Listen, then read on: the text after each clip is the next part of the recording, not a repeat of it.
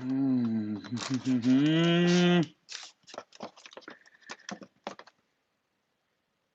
Share market में risk है तो इश्क है ना?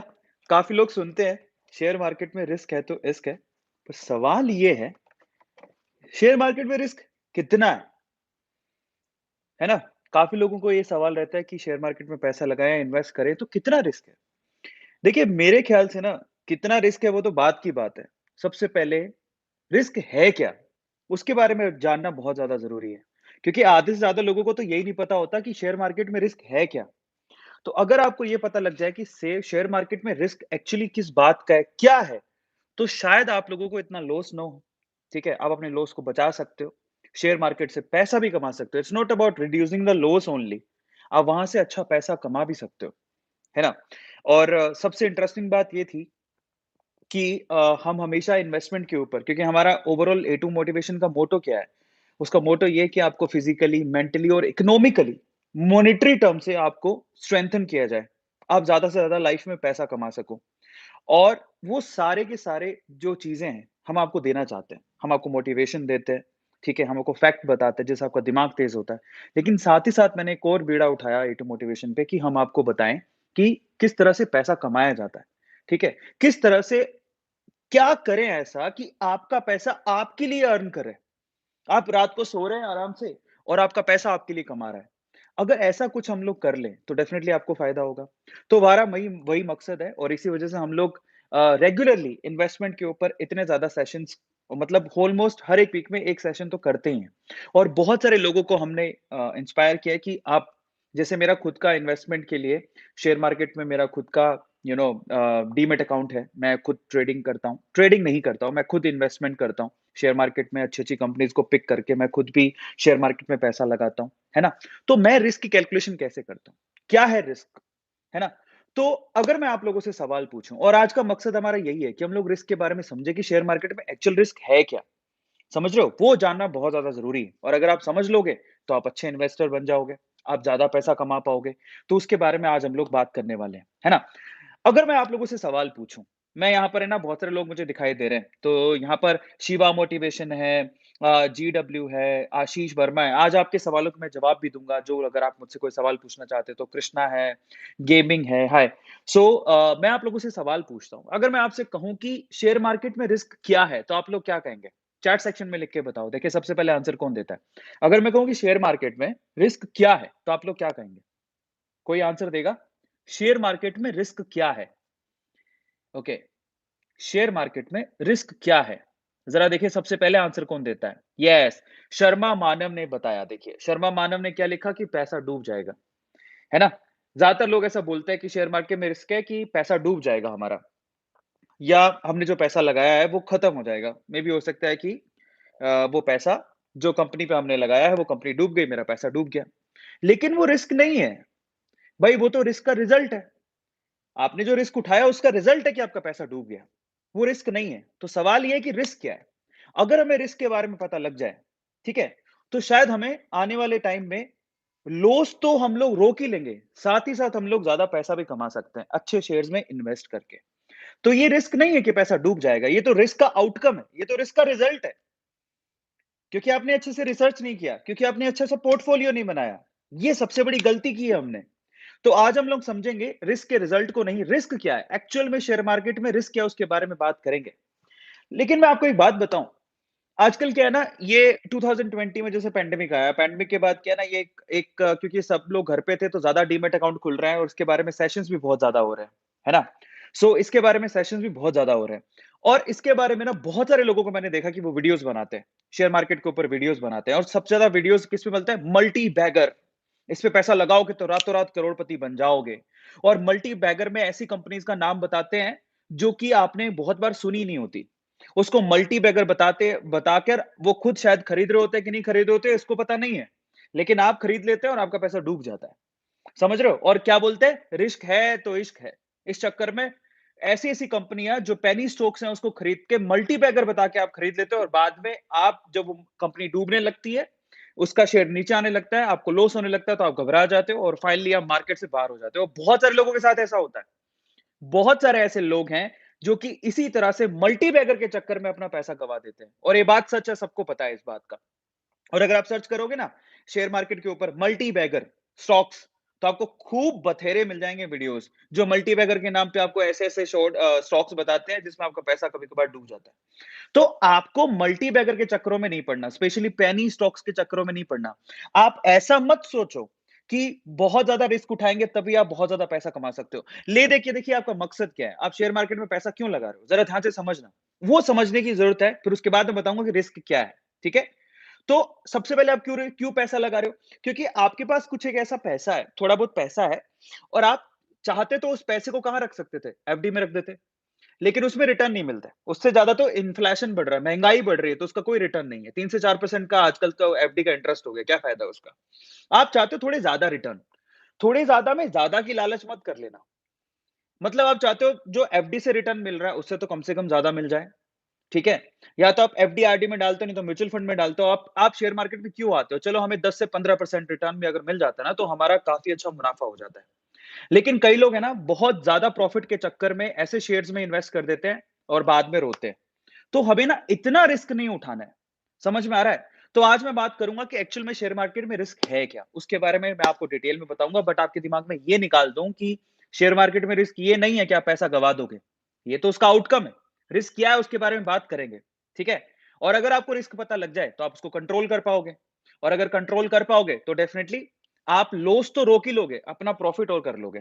ठीक है? तो चलो फटाफट से शुरू करते हैं आज के सेशन को। लेकिन उससे पहले शेयर मार्केट के बारे में इतनी बात होती है, तो सबसे इंपॉर्टेंट है, रिस्क का पता लग जाएगा तो आप पैसा कमा पाओगे। पर सवाल यह है कि आप रिस्क का पता लग जाए और पैसा कमा पाओगे, उसके लिए सबसे इंपॉर्टेंट चीज क्या है कि आपका खुद का डीमेट अकाउंट होना चाहिए। और मेरा सवाल यह है कि कितने लोगों ने डीमेट अकाउंट खुलवाया है? अभी तक बड़े अफसोस की बात है कि इंडिया में 138 करोड़ की जनसंख्या है, 4 या 5 करोड़ डीमेट अकाउंट खुले हैं, जो कि बहुत दुख की बात है। आप शेयर मार्केट से डरो मत। आज मैं रिस्क के बारे में बताऊंगा आपको कि अगर किस तरह के रिस्क होते हैं। अगर आपको वो रिस्क समझ में आ गए ना, तो आप शेयर मार्केट से अच्छा खासा पैसा कमा सकते हो। लेकिन उससे पहले आपका खुद का अगर बैंक अकाउंट है, आपके पास पैन कार्ड है, आपके पास आधार कार्ड है, तो जाके डीमेट अकाउंट तो खुलवा लो। बहुत सारे लोगों का डीमेट अकाउंट नहीं है। और ईमानदारी से बताओ चैट सेक्शन में लिख के किस किस का डीमेट अकाउंट है और किस किस का नहीं है।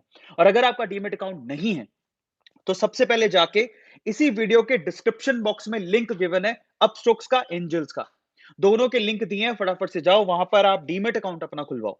मैं आपको अपस्टॉक्स के लिए रेकमेंड करूंगा क्योंकि टाटा जैसे, रतन टाटा जी की, मतलब टाटा जी ने भी उनमें इन्वेस्ट किया है अपस्टॉक्स के अंदर। मैडम एंजल्स में भी खुलवा सकते हो, आपकी मर्जी है। ठीक है, वो आपकी चॉइस है।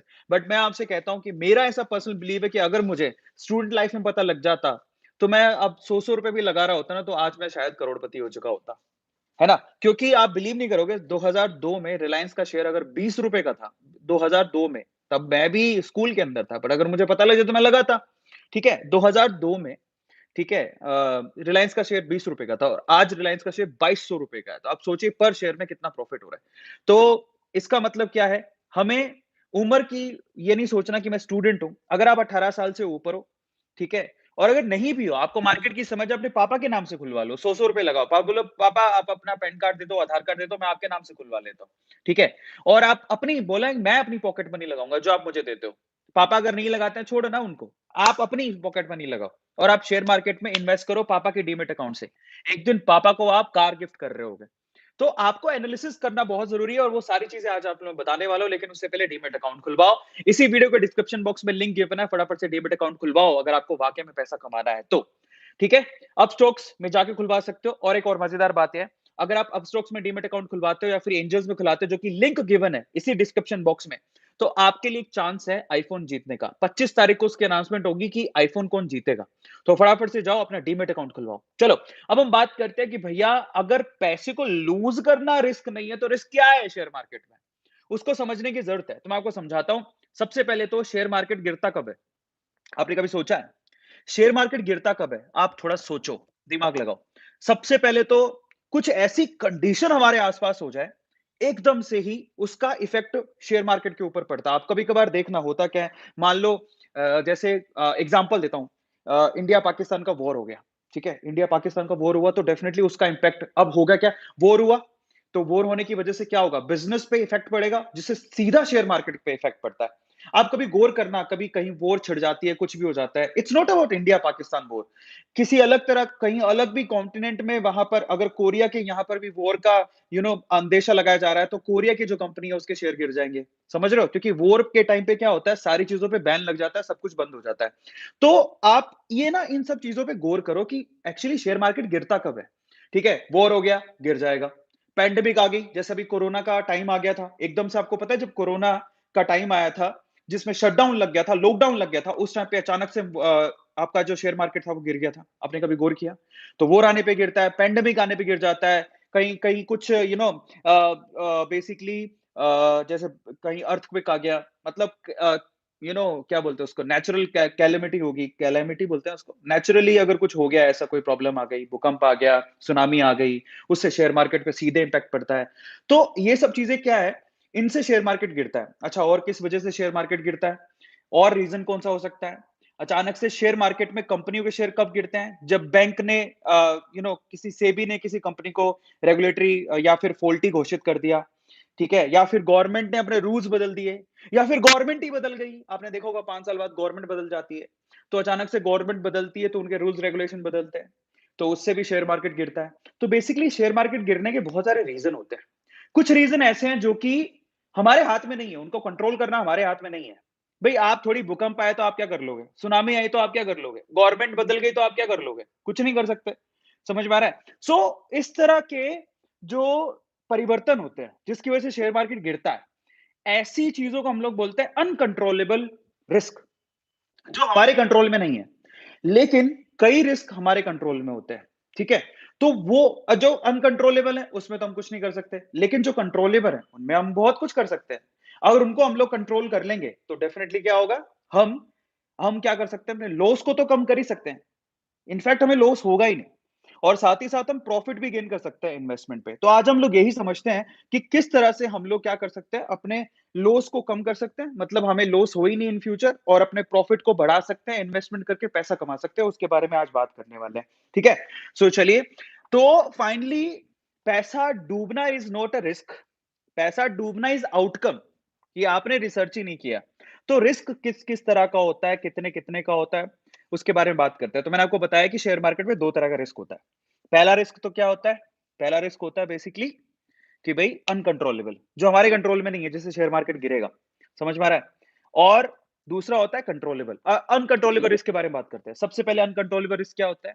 जैसे कि अखबार में किसी कंपनी के लिए कोई हेडलाइन छप गई, समझो, उसका मैनेजमेंट खराब है या फिर कुछ फ्रॉड हो गया है उस कंपनी में, उस कंपनी के ऊपर शिकायत दर्ज की गई है। जब अखबार में कोई खबर छपती है, तो अचानक से उस कंपनी के शेयर गिरते हैं। अब उसमें आप कुछ नहीं कर सकते। अगर अंदर ही कहीं फ़ॉल्ट है, तो आप क्या कर लोगे? ये अनकंट्रोलेबल है। लेकिन उस टाइम पे वो शेयर गिरेगा, ठीक है? पहली चीज़। दूसरा, सेबी ने कोई रूल रेगुलेशन बदल दिए, या सेबी ने किसी को वार्निंग दी है, ऐसे केस में वो शेयर गिरता है। तीसरा, कोई नेचुरल कैलेमिटी हो गई, भूकंप आ गया, सुनामी आ गई, उसकी वजह से शेयर गिरता है। चौथा, अगर गवर्नमेंट बदली, तो टैक्स के रूल्स रेगुलेशंस बदलेंगे, जिसकी वजह से शेयर मार्केट में पर्टिकुलर शेयर गिरता है। पाँचवाँ, इन्फ्लेशन की वजह से, अगर कोई चीज़ महँगी होती जा रही है, जैसे पेट्रोल, डीज़ल के दाम महँगे होते चले जा रहे हैं। अगर कोई चीज़ महँगी हो रही है, तो उसका यूज़ कम हो जाएगा, जिससे शेयर गिरता है। तो ये सारे रीज़न होते हैं जिसकी वजह से शेयर गिरता है, बट उसमें आपका कोई भी कंट्रोल नहीं है, ठीक है? आप कुछ नहीं कर सकते उसके अंदर। इन दैट केस होता क्या है ना, जब कोई एक पर्टिकुलर वजह होती है जिसकी वजह से शेयर गिर रहा है, तो उस इंडस्ट्री के सारे शेयर गिरते हैं। इनफैक्ट मान लो पैंडेमिक आ गया, आपने देखा होगा कोरोना के अंदर ऐसा नहीं था कोई 1 या 2 सेक्टर के शेयर गिरे थे, सारे शेयर्स नीचे आ गए थे। अच्छा, बुरा, सारे शेयर्स नीचे आ गए थे। तो उसमें आप कुछ नहीं कर सकते। That is uncontrollable. तो कंट्रोलेबल क्या है? उसके बारे में बात करेंगे, ठीक है? कंट्रोलेबल ऐसे रिस्क जो आप कंट्रोल कर सकते हो। अगर आपने थोड़ा-सा भी ध्यान दिया होता, तो शायद आपको लॉस नहीं होता। उसके बारे में बात कर लेते हैं। सबसे पहला रिस्क, जो सबसे बड़ा रिस्क है, जो ज़्यादातर लोग गलती कर बैठते हैं। मैंने आपको कहा रिसर्च करो, रिसर्च करो, रिसर्च करो, ठीक है? बट आप रिसर्च नहीं करते। आपने क्या किया? हाँ, अरविंद सर ने बोला ये शेयर बहुत अच्छा है। टिप दी है, फटाफट से बिना रिसर्च के आपने पैसा लगा दिया। वो एक रिस्क है। आपने रिस्क उठाया। आपने गलती की कि आपने अपना रिसर्च नहीं किया। समझ में आ रहा है? मेरे रिकमेंडेशन पे आपने रिस्क उठा लिया। वो है रिस्क। तो आप सबसे पहली गाँठ बाँध लो कि मैं किसी की टिप देने पर पैसा नहीं लगाऊँगा। अगर कोई मुझे बोलता है कि शेयर अच्छा है, तो मैं पहले अपनी रिसर्च करूँगा। समझ में आ रहा है? अच्छी तरह से रिसर्च करने के बाद ही मैं पैसा लगाऊँगा। सबसे पहली चीज़, ये सबसे बड़ा रिस्क होता है जो कि कंट्रोलेबल है। किसी कहने पर मैं पैसा नहीं लगाऊँगा। दूसरा दूसरा क्या है? एक ही कंपनी में किसी ने बोला इसका शेयर रातों-रात बढ़ने वाला है। टिप पहला तो मैं टिप पे विश्वास करके पैसा लगा रहा हूँ। दूसरा, मैंने अपना सारा पैसा एक ही कंपनी में लगा दिया। ये भी एक बहुत बड़ा रिस्क है। बहुत सारे लोग सिर्फ इसलिए अपना पैसा गँवा देते हैं क्योंकि एक ही कंपनी में वो इन्वेस्ट करके रखते हैं। एक पोर्टफोलियो नाम की चीज़ होती है, आपको नहीं पता होगा। पोर्टफोलियो का मतलब ये होता है कि आपके डीमैट अकाउंट में आपने कितनी कंपनियों के शेयर खरीद रखे हैं, उस बंच को बेसिकली पोर्टफोलियो बोला जाता है। और आपका पोर्टफोलियो जितना डाइवर्सिफाई होगा, आपको लॉस होने के चांसेस उतने ही कम होंगे। तो बेसिकली आपको क्या करना होता है, किसी की टिप सुन के अपने को इन्वेस्ट नहीं करना है या फिर एक ही कंपनी में इन्वेस्ट नहीं करना। हमें अपने पोर्टफोलियो को जिसमें मैं इन्वेस्ट कर रहा हूं, मुझे डाइवर्सिफाई करना है। मुझे एक ही कंपनी में पैसा नहीं लगाना या एक ही सेक्टर में पैसा नहीं लगाना। समस्या क्या होती है? मैंने बोला बैंक वाले जो शेयर्स होते हैं वो बहुत अच्छा करेंगे। आपने ना चलो आप और मैंने ये भी कहा कि आपको ना एक ही कंपनी में पैसा नहीं लगाना, तो आपने क्या किया, एक ही सेक्टर में पैसा लगा दिया। आईसीआईसीआई खरीद लिया, एचडीएफसी खरीद लिया, एसबीआई खरीद लिया, है ना? येस बैंक खरीद लिया, देना बैंक खरीद लिया, मल्टीबैगर खरीद लिया और कोई चिप ग्रोथ मतलब ब्लू ब्लू चिप वाले शेयर्स भी खरीद लिए। लेकिन आपने बैंक ही सेक्टर में लगा दिया। लेकिन तब क्या होगा जब मान लो गवर्नमेंट अचानक से बदल दी और गवर्नमेंट ने कहा कि आरबीआई नए रूल लेके आएगी। जब आरबीआई नए रूल लेके आएगी तो वो क्या होगा? सारे के सारे बैंक्स पे लगेगा, सारे बैंक के शेयर गिरेंगे। तब आप क्या करोगे? इसका मतलब क्या हुआ? ऐसा नहीं कि सिर्फ एक ही कंपनी में पैसा लगाना रिस्की है, वो कभी नहीं करना। एक ही सेक्टर में भी पैसा लगाना रिस्की है। आपको ऐसा कभी नहीं करना कि आपने सारा का सारा बैंकिंग सेक्टर में पैसा चिपका दिया। आपको क्या करना है? थोड़े बैंकिंग सेक्टर के शेयर ले लिए अच्छे-अच्छे, थोड़े एफएमसीजी सेक्टर के शेयर ले लिए, थोड़े ऑटो सेक्टर के शेयर ले लिए, समझ आ रहा है? कोई पीएसयू सेक्टर के शेयर ले लिए, इंश्योरेंस सेक्टर के शेयर ले लिए, ठीक है? म्यूचुअल फंड वाले सेक्टर के शेयर ले लिए। आप उसको डाइवर्सिफाई करो, अपने सेक्टर वाइज़ भी डाइवर्सिफाई करो कि मेरे पास सारे के सारे सेक्टर हो और अपनी एक ही कंपनी में पैसा भी कभी नहीं लगाना चाहिए। और ये सीख मुझे कब मिली थी? जब मैंने येस बैंक में अपना मतलब आप बिलीव नहीं करोगे, मेरा जितना पैसा था उसमें से 80% शुरू की बात बता रहा हूँ जो पहले दिनों की, जितना पैसा मैंने लगाया था उसका 80% पैसा मैंने शेयर मार्केट में येस बैंक पर लगा रखा था। जब येस बैंक डूबा, मतलब मेरा 80% पोर्टफोलियो का पैसा डूब चुका था। मैंने वहाँ से क्या सीखा? मैं भागा नहीं। मैंने वहाँ से ये सीखा कि पहली बात तो अब ये जो लॉस हो गया, जो हो गया। सबसे पहले तो एक ही कंपनी में पैसा कभी मत लगाओ। आपका पोर्टफोलियो डाइवर्सिफाई होना चाहिए। और कई बार मैं आपको बताता हूँ, अगर आप ध्यान से देखोगे ना, बड़े-बड़े इन्वेस्टर या जो भी होते हैं, वो अपने पोर्टफोलियो के अंदर कम से कम 3 या 4 सेक्टर या कम से कम 15 या 20 कंपनीज़ में पैसा लगाते हैं। कई लोग उससे कम में भी, लेकिन 15 या 20 कंपनी में जो पैसा लगा होता है, आपका पैसा जब डाइवर्सिफाई होता है ना, तो आप सेफ ज़ोन में रहते हो। आप ये कभी मत सोचो कि मुझे 40, 50 या 100% रिटर्न चाहिए। अगर आपके पैसों में आपको 15% भी हर साल रिटर्न मिल गया, तो भाई आपके 10-15 साल का जो लंबा इन्वेस्टमेंट है, उसमें आपको अच्छा खासा रिटर्न मिल जाएगा। तो इसका मतलब क्या हुआ? हमारा सबसे बड़ा रिस्क पहला ये है कि हम रिसर्च ही नहीं करते। दूसरा रिस्क है हम एक ही कंपनी में पैसा लगा देते हैं, अपने पोर्टफोलियो को डाइवर्सिफाई नहीं करते। अगर अपने पोर्टफोलियो को डाइवर्सिफाई कर लोगे, तो आपका रिस्क फैक्टर वैसे ही कम हो जाएगा। सबको समझ में आ गया? ये आप लोगों को ध्यान रखना है। अब चौथा सबसे इंपॉर्टेंट क्या है? Mismanagement of monthly income in share market. ये भी एक बहुत बड़ा रिस्क है। क्या करते हैं?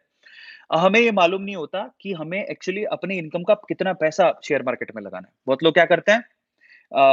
इतना ज़्यादा शौक हो गया है इस चीज़ में कि पता लगे कि आपको ₹1000 मिल रहा है, ₹900 शेयर मार्केट में लगा दिया। ऐसा कभी मत करो। इसको मिसमैनेजमेंट बोलते हैं, अपने पैसों का मिसमैनेजमेंट। आपको क्या करना है? मैं आपसे अभी भी कह रहा हूँ, आपकी जितनी भी इनकम है, उसका मिनिमम 10% और मैक्सिमम 20% ही आप इन शेयर मार्केट में इन्वेस्ट करो। देखो, इन्वेस्टमेंट के अलग-अलग तरीके होते हैं। थोड़ा बहुत शेयर मार्केट में लगाओ, थोड़ा बहुत म्यूचुअल फंड में लगाओ, थोड़ा बहुत प्रॉपर्टी में लगाओ, अगर आपके पास पैसा थोड़ा ज़्यादा है तो थोड़ा बहुत गोल्ड में लगाओ, ठीक है? थोड़ा बहुत अपनी स्किल डेवलपमेंट में लगाओ, थोड़ा बहुत अपने बिज़नेस में लगाओ। अपने इन्वेस्टमेंट के पोर्टफोलियो को भी डाइवर्सिफाई करो। ऐसा नहीं कि सारा का सारा पैसा शेयर मार्केट में लगा दिया, ये भी गलत है। तो मतलब क्या है? यहाँ से सीखने लायक बात क्या है? सिर्फ एक कंपनी में पैसा मत लगाओ, सिर्फ एक सेक्टर में भी पैसा मत लगाओ, सारा पैसा शेयर मार्केट में भी मत लगाओ। तो इन्वेस्टमेंट आपको अलग-अलग तरीके से अलग-अलग जगह पे करनी होती है। ये सबसे बड़ी प्रॉब्लम है जो कि हम लोग सोचते ही नहीं है। ठीक है? आज अगर मैं मेरी बात करूँ तो मैंने अगर मेरे पास पैसे थे तो मैंने कहाँ-कहाँ इन्वेस्ट कर रखे? मैंने प्रॉपर्टी में थोड़े बहुत इन्वेस्ट कर रखे हैं, थोड़ा बहुत शेयर मार्केट में इन्वेस्ट कर रखा है, थोड़ा बहुत गोल्ड में इन्वेस्ट कर रखा है, थोड़ा बहुत अपनी स्किल में, थोड़ा बहुत अपने बिज़नेस में, तो मैंने डाइवर्सिफाई कर रखा है। भई एक जगह से डूबेगा, सब जगह से थोड़ी डूब जाएगा। आ रहा है समझ में? तो ये बहुत इम्पोर्टेंट है, बहुत ज़्यादा इम्पोर्टेंट है कि अपने पोर्टफोलियो को डाइवर्सिफाई करो इन्वेस्टमेंट के पर्पज से भी। Is this clear? और ध्यान रखो 10% मिनिमम, मैक्सिमम 20%। अगर 100 रुपया कमा रहे हो तो 20 रुपए से ज्यादा मत लगाओ शेयर मार्केट के अंदर, जरा समझो। अगर ये समझ में आता है तो आपको रिस्क वैसे ही कम हो गया ना अपने आप ही। और उसके बाद क्या है, नेक्स्ट क्या है, कई लोग क्या करते हैं, डेली ट्रेडिंग करते हैं और इंट्राडे ट्रेडिंग होती है। देखो अच्छी बात है, अगर आप जिंदगी भर यही काम करना चाहते हो, ठीक है, अगर आप जिंदगी भर इन्वेस्टमेंट का या शेयर मार्केट का ही काम करना चाहते हो तो बहुत लोग इंट्राडे करते हैं, ठीक है, उसके लिए पर आपको समझ होनी चाहिए शेयर मार्केट की। लेकिन अगर आप और कोई काम करते हो और आपके लिए पार्ट टाइम इन्वेस्टमेंट है तो आप इंट्राडे ट्रेडिंग मत करो, नहीं, लॉन्ग टर्म इन्वेस्टमेंट करो। ऐसा इंट्राडे ट्रेडिंग करने की जरूरत नहीं है आपको, ठीक है। अब समस्या क्या होती है, कई लोगों को थोड़ा सा प्रॉफिट दिखता है, फटाफट से प्रॉफिट उठा लेते हैं और शेयर बेच देते हैं। वो ये नहीं सोचते कि आज 10 रुपए बढ़ा है, कल 20 रुपए बढ़ सकता है और हो सकता है कि साल बाद यही जो 100 रुपए का शेयर तुमने खरीदा, जहां 10 रुपए का प्रॉफिट हो रहा है, मे भी 100 रुपए का शेयर 1000 रुपए का हो जाए, तुम्हें तो प्रॉफिट ज्यादा हो जाएगा। तो थोड़ा अपने, अगर अपनी रिसर्च अच्छी करी हुई है, सब कुछ अगर आपने कैलकुलेटेड किया हुआ है, तो वो कंपनी पे भरोसा रखो, वो कंपनी आपको मल्टी बैग रिटर्न भी दे सकती है। ये आप लोगों को ध्यान रखने की जरूरत है। और इसलिए सबसे इंपॉर्टेंट है, शॉर्ट टर्म इन्वेस्टमेंट मत करो, लॉन्ग टर्म इन्वेस्टमेंट करो, उसी से आपको सबसे ज्यादा प्रॉफिट होगा। समझ में आ रहा है? तो सीखने लायक बात क्या है, अनकंट्रोलेबल रिस्क में अपन कुछ नहीं कर सकते, लेकिन कंट्रोलेबल रिस्क में हम लोग काफी कुछ कर सकते हैं, जिसमें अपने पोर्टफोलियो को अच्छे से बना सकते हैं, लॉन्ग टर्म इन्वेस्टमेंट पे ध्यान दे सकते हैं। ये बहुत ज्यादा जरूरी है। और इस चीज को भी समझने की जरूरत है कि जब आप किसी कंपनी के ऊपर रिसर्च कर रहे हो तो आप देखो, है ना, आपने जो पोर्टफोलियो डाइवर्सिफाई किया तो आप देखो। एक बात जरा समझ लो, पिछले 100 सालों में ना काफी कुछ हुआ है। ये पिछले 100 सालों में वॉर भी हुआ है, पिछले 100 सालों में महंगाई भी बहुत ज़्यादा बढ़ी है, पिछले 100 सालों में सुनामी भी आई है, अर्थक्वेक भी आया है, सब कुछ आया है, जिससे शेयर मार्केट पे इफेक्ट पड़ा है और आने वाले इस टाइम पे भी होगा। जब आप शेयर पिक कर रहे हो, तो आप पिछले सालों में रिसर्च करो कि जब वॉर हुआ था, तो कौन से शेयर गिरे थे? कौन से सेक्टर के शेयर सबसे ज़्यादा गिरते हैं जब वॉर होती है? कौन से सेक्टर के शेयर सबसे ज़्यादा गिरते हैं जब सुनामी आएगी, अर्थक्वेक आएगा या फिर पैंडेमिक आएगा? कौन से सेक्टर के शेयर गिरते हैं जब गवर्नमेंट बदलती है? कौन से सेक्टर के शेयर गिरते हैं जब सेबी की गाज गिरती है? सेबी सबसे ज्यादा कंट्रोल या फिर सबसे ज्यादा शिकायतें किस सेक्टर की कंपनियों को करती है? रेगुलेटरीज कहां पे सबसे ज्यादा, अगर आप देखोगे ना, बैंक सबसे ज्यादा फ्रॉड के शिकार होता है, क्योंकि वहां पर लोन दे देते हैं, उसके बाद वो लोन चुका नहीं पाते, फिर सेबी नया नियम लेके आती है। अगर सरकार बदलती है तो सरकार किस चीज के नियम बदलती है, जाके देखो। अगर आप ये सब चीजें समझ लोगे ना, तो यही तो है ट्रिक। अगर आप ये समझ गए कि सरकार बदलेगी तो कौन से शेयर के सेक्टर्स पे फर्क पड़ेगा, कौन से पे नहीं, तो आप सजग हो जाओगे उस पे थोड़ा कंट्रोल करके। एक और बात बताता हूं, आप पेंडेमिक से सीखो। हमने मतलब मैं जिस जनरेशन से आता हूं, मैंने कभी पेंडेमिक नहीं देखी, पहली बार मैंने पेंडेमिक देखी, ठीक है। और अगर मैंने पहली बार पेंडेमिक देखी तो मैंने क्या सीखा, मैं आपको समझाता हूं मैंने क्या सीखा। मैंने ये सीखा कि जब पेंडेमिक आएगी तो सब कुछ बंद हो जाएगा, सारा लॉकडाउन लग जाएगा। इन दैट केस सबसे ज्यादा इंपैक्ट किस पे पड़ा पता है? एविएशन पे। फ्लाइट व्लाइट सब बंद हो गई, इतना घाटा लगा है। तो जिसके पास एविएशन के शेयर थे, एविएशन समझते हो, जो फ्लाइट्स, डोमेस्टिक और इंटरनेशनल फ्लाइट्स जो उड़ाती है कंपनी, उनके भी शेयर, वो भी लिस्टेड है, इंडिगो लिस्टेड होगी शायद, ठीक है। तो ऐसी कंपनियों के शेयर गिरेंगे, मैं उसमें इन्वेस्ट पूरी तरह से करके नहीं रखूंगा, बहुत रिस्ट्रिक्टेड। इसके अलावा और क्या गिरा, पैंडेमिक की वजह से सारे मॉल्स वगैरह सब बंद हो गए। आपको पता है, फिल्में बिल्में पहले सोचते थे फिल्में तो क्या रुकेंगी यार, हर सैटरडे संडे को मैं फिल्म देखने जाता हूँ, सलमान खान का मैं बहुत बड़ा फैन हूँ, मैं तो डेली जाता हूँ, ठीक है। तो ये आईमैक्स, ये जो आइनॉक्स और ये सब जितने भी पीवीआर सिनेमाज काफी ज्यादा चलेंगे। तो लोगों ने क्या किया, आइनॉक्स में, पीवीआर में इन्वेस्टमेंट करके रखा था। जैसे ही पेंडेमिक आई, सारे सिनेमाघर बंद हो गए, हालत खराब हो गई, सारे शेयर गिर गए उनके। तो आपको पता लगा, आपने सीखा क्या? मैंने ये सीखा कि जब पेंडेमिक आएगी तो ये शेयर गिरेंगे, तो मैं इनमें तो इन्वेस्ट नहीं करूंगा। समझ में आ रहा है? आगे आने वाले समय में फिर पेंडेमिक आ गई तो क्या करोगे? वर्ल्ड वॉर होगी तो क्या करोगे? तो ऐसी सिचुएशन में तो सारा बंद ही होने वाला है। तो ना तो फ्लाइटें उड़ेंगी, ना कोई सिनेमा देखने जाएगा। अब ये वापस से शेयर मार्केट में शेयर ये कब उठेंगे? जब सारी सिचुएशन ठीक होगी, हमें क्या पता कब ठीक होगी। पैंडेमिक का अभी तक को भरोसा है, लोग बोल रहे हैं तीसरी लेयर भी आएगी। समझ में आ रहा है? तो अगर थर्ड थर्ड ये तीसरी ये जो लेयर आ गई, इन दैट केस तो सिनेमा बंद ही रहेंगे, इन दैट केस फ्लाइट भी वापस से बंद हो जाएगी। समझ में आ रहा है? तो ये बहुत बड़ी प्रॉब्लम है। आप कभी गौर करना कि जब पैंडेमिक आई थी तो आईआरसीटीसी के शेयर भी गिर गए थे, क्योंकि सारा रेल बंद हो गया था, ठीक है। लेकिन ये पब्लिक ट्रांसपोर्टेशन तो फिर भी चलाना ही पड़ेगा कभी ना कभी, लेकिन फ्लाइट वगैरह तो इंटरनेशनल फ्लाइट्स वगैरह तो क्योंकि सबसे ज़्यादा कमाई होती है इंटरनेशनल फ्लाइट्स में। और जब पैंडेमिक और वर्ल्ड वॉर आएगी तो 2 देशों के बीच में गतिविधियाँ बंद हो जाती हैं, आपको पता होगा। तो जब गतिविधियाँ बंद हो जाती है तो डेफ़िनिटली क्या होगा? फ्लाइट्स बंद हो जाएँगी, कमाई बंद हो जाएगी, शेयर मार्केट में शेयर गिर जाएगा उस कंपनी का। तो ऐसी कंपनी पे पैसा क्यों लगाऊँ? डोमेस्टिकली कहीं वॉयलेंस हो गया, तो सारा शहर कर्फ्यू बन जाता है, कर्फ्यू लग जाता है, तो वहाँ पर ऐसे शेयर मार्केट में, ऐसे शेयर्स में पैसा क्यों लगाऊँ? अच्छा, अब ये मैंने सीखा पैंडेमिक में। अब मैंने पैंडेमिक में एक और बात सीखी, क्या सीखी? पैंडेमिक जब आई, तो ऐसी कौन-सी कंपनियाँ थी, ठीक है, जिन्होंने सबसे ज़्यादा पैसे कमाए? सबसे ज़्यादा पैसे कमाए। एक तो एडटेक कंपनी है, जो टेक्नोलॉजी पे काम करती थी। आपको पता है स्विगी, ज़ोमैटो, अभी ज़ोमैटो का आईपीओ आया है। ये पैंडेमिक के टाइम पे इतनी ज़्यादा फेमस हो गई। इसके अलावा जो ई ट्रांज़ैक्शंस होते थे, उनकी कंपनियों ने बहुत पैसा कमाया। इसके अलावा और किसने पैसा कमाया? एफएमसीजी कंपनियों ने बहुत पैसा कमाया क्योंकि घर पे बैठे थे लोग, तो घर पे बैठ के क्या करेंगे? और तो कोई काम है नहीं, तो खाना ही ठूँस लो, समझ आ रहा है? तो खाने-पीने की चीज़ें थोड़ी बंद हो गई। सबको आटा, दाल, चावल चाहिए और मज़े की बात महँगा है तो भी दो, लोग स्टोर कर रहे थे। भई घर पे रहोगे तो ज़िंदा तो तभी रहोगे ना जब तुम्हारे पास खाने-पीने के चीज़ें होंगी। तो लोगों ने क्या किया है, जा-जा के मॉल से, दुकानों से सारा खाने-पीने का सामान खरीदा। तो एफएमसीजी, पैंडेमिक के बाद भी एफएमसीजी कंपनियों में ग्रोथ थी। समझ रहे हो? ज़रा समझो कि कहाँ है। क्या चीज़ पे फ़र्क पड़ रहा है, क्या चीज़ पे नहीं, अगर तुम ये समझ गए तो तुम रिस्क समझ जाओगे कि एक्चुअली रिस्क क्या है, तो तुम्हारा पैसा कभी लॉस नहीं होगा। तो ये मतलब है इसका, आप बारीकियों को सीखो। ये मैं आप लोगों से चाहता हूँ और हम लोग यही चाहते हैं, छोटी-छोटी नॉलेज भी काम आती है। आज मैं आपको जो बात बता रहा हूँ, चाहे यहाँ पर 4-5 हज़ार लोग ही थे, लेकिन 4-5 हज़ार लोगों ने मेरी बात सुनी और मैं जो बोलने की कोशिश कर रहा हूँ, वो सुना और अगर आपको समझ में आ गया, तो आप समझ जाओगे। अच्छा और पैंडेमिक के टाइम पे और किसके शेयर बढ़े? आपको पता है मैं एक बात बताता हूँ, सन फार्मा का शेयर जब तक पैंडेमिक नहीं था, ₹290 तक आ गया था। सन फार्मा कंपनी का शेयर। और मैं ये शेयर रिकमेंड नहीं कर रहा हूँ, मैं डिस्क्लेमर दे रहा हूँ, ये मेरी रिसर्च है, प्लीज़ आप अपनी रिसर्च ज़रूर कर लेना, कहीं भी पैसा इन्वेस्ट करने से पहले, मैं ये नहीं कह रहा हूँ कि आपको करना है।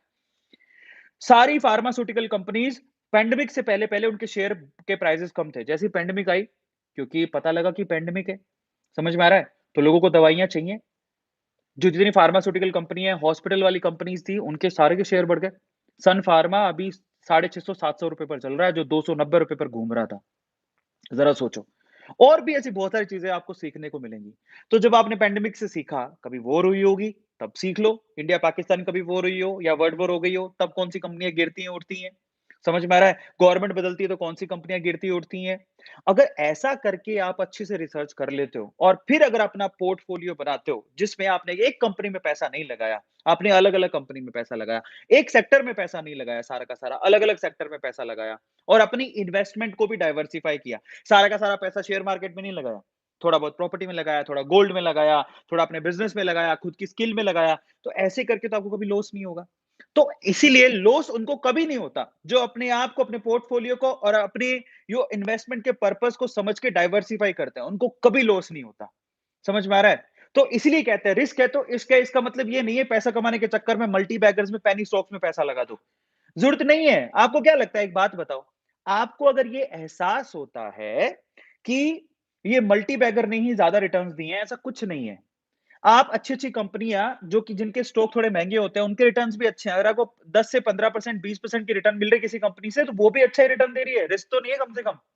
आपको क्या लगता है? इन्फोसिस जैसी कंपनी, वो रिस्क फ्री कंपनी है। इन्फोसिस, टीसीएस एचयूएल, एचडीएफसी, आईसीआईसी, ये कंपनियाँ रिस्क फ्री कंपनी है। समझ रहे हो? इनके रिटर्न्स भी ठीक हैं, इतने इतने खराब नहीं है। मल्टी बैगर जितने तो नहीं है कि 100% 200% रिटर्न दें, लेकिन इनके रिटर्न भी हैं। 20% से लेके 60-70% तक इनके भी रिटर्न्स हैं। तो हमें ये समझने की ज़रूरत है कि आप मल्टीबैगर के चक्करों में मत पड़ो। उनमें आप ये मत सोचो कि जितना बड़ा रिस्क उठाओगे शेयर मार्केट में, उतना ज़्यादा पैसा कमाओगे, ये गलत धारणा है। आपको रिस्क के फैक्टर को समझने की ज़रूरत है।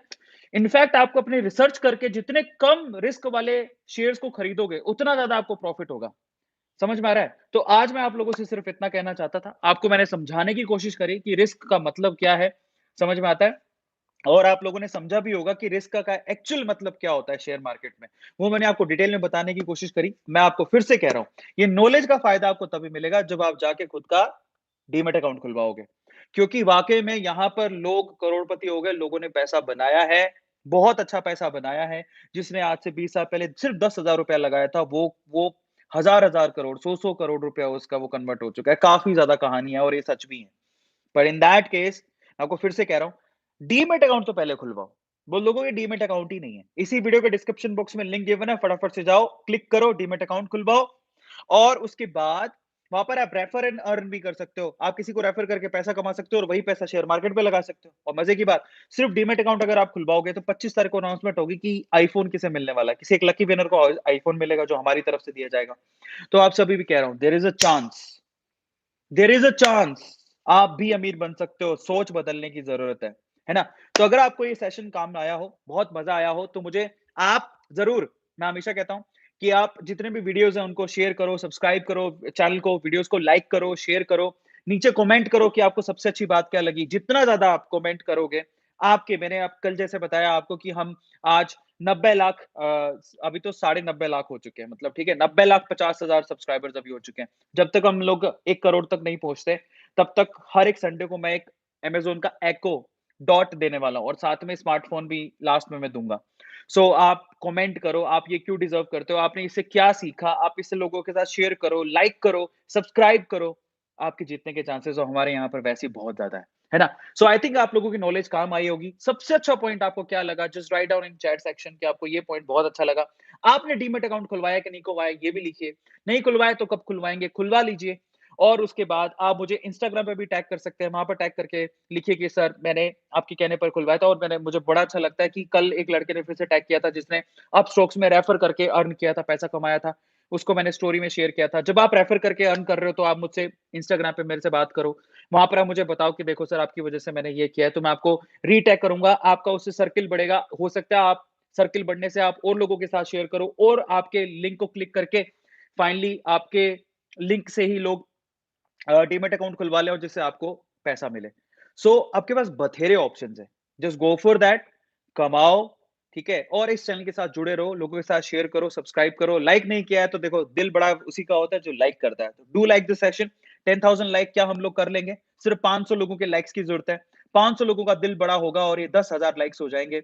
और मैं जानता हूँ कि जिसका दिल बड़ा होता है, लाइक वही करता है। तो do like this session, subscribe the channel and like the video, share with this knowledge with other people so that, और अगर आप किसी को रेफर कर रहे हो ना, वाह 10,000 लाइक्स हो गए हैं।